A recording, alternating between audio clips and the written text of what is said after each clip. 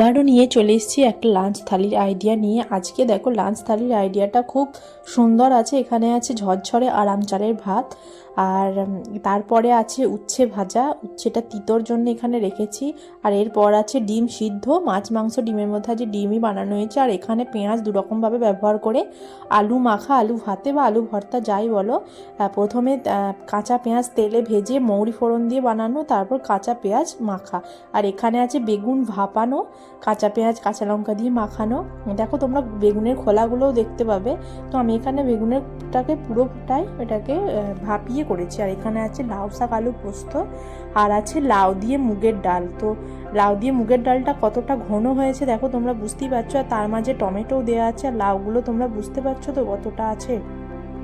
তো এটাও খেতে ভীষণ টেস্টি হয়েছিল, একটু আদার ফোড়নও দেওয়া হয়েছে। তো এটাই ছিল আজকে আমার সম্পূর্ণ লাঞ্চ থালির একটা আইডিয়া। তো তোমাদের কেমন লাগলো অবশ্যই জানিও, আর আমার ইউটিউব চ্যানেলটিকে সাবস্ক্রাইব করে দিও, আর যদি ফেসবুক থেকে দেখো তো ফলো করে দিও। তো এরকমই নিত্য নতুন আরও লাঞ্চ থালির আইডিয়া নিয়ে তোমাদের সাথে চলে আসবো।